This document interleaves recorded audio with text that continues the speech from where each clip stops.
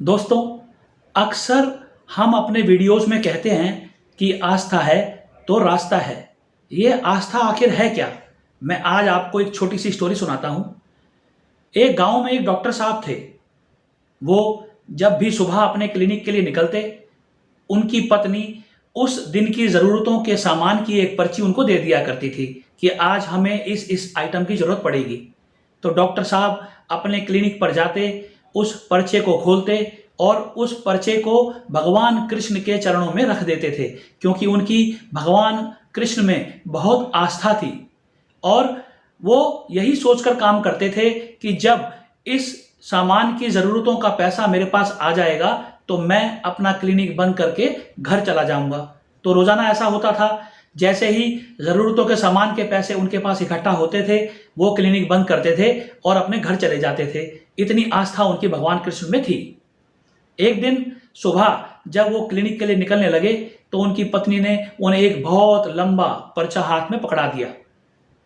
तब वो क्लिनिक गए, उन्होंने उस पर्चे को खोला और देखा कि उसमें उनकी जवान बेटी की शादी का सारा सामान लिखा हुआ है। उसमें लिखा था कि बेटी अब जवान हो गई है, इसके शादी के लिए हमें ये सामान चाहिए। लेकिन डॉक्टर साहब विचलित नहीं हुए।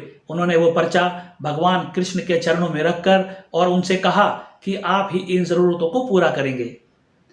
ऐसा करने के बाद वो अपना क्लिनिक खोल करके बैठ गए।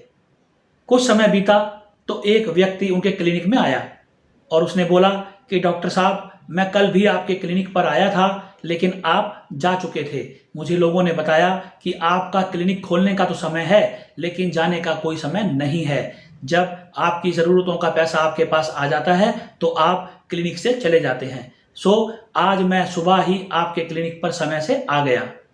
डॉक्टर साहब के पूछने पर कि बताइए कि आपकी क्या समस्या है, तो उसने बोला कि मेरी कोई समस्या नहीं है। आप याद कीजिए, 15 साल पहले मैं आपके क्लिनिक पर आया था। तब मुझे ये समस्या थी कि मेरे पास कोई संतान नहीं थी। मैंने आपसे इलाज करने को कहा तो आपने मुझे कुछ दवाइयाँ दी और आपने कहा कि आप भगवान कृष्ण को याद करते हुए इन दवाइयों का सेवन कीजिए। अगर ईश्वर ने चाहा तो आपके घर संतान ज़रूर होगी। तो मैंने ऐसा ही किया। मैंने उन दवाइयों को लिया और अपने इष्ट का ध्यान करते हुए मैं उन दवाइयों को लेता रहा और मेरे यहाँ पर एक बच्चे की मुझे प्राप्ति हुई। उसके बाद मैं काम के सिलसिले में कहीं बाहर चला गया, इस शहर से, इस गांव से। लेकिन 15 साल के बाद जो मेरी भांजी यहाँ रहती थी, मुझे मेरी बहन का कॉल आया कि भांजी का रिश्ता तय हो गया है। तो एक मामा होने के नाते मैं उसके शादी में लगने वाला सभी सामान अपने साथ लेकर के आया था। पलंग, फ्रिज, धन दौलत, जो भी एक बेटी की शादी में चाहिए होता है, वो मैं सब लाया था। लेकिन दुर्भाग्यवश कल मेरी भांजी की एक एक्सीडेंट में मौत हो गई।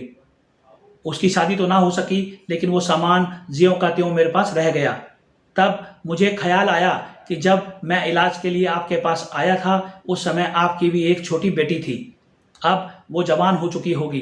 तो ये सोचकर मैं आपके पास आया हूँ कि उस सामान को आप ग्रहण कर लीजिए, वो आपकी बेटी की शादी के लिए काम आएगा।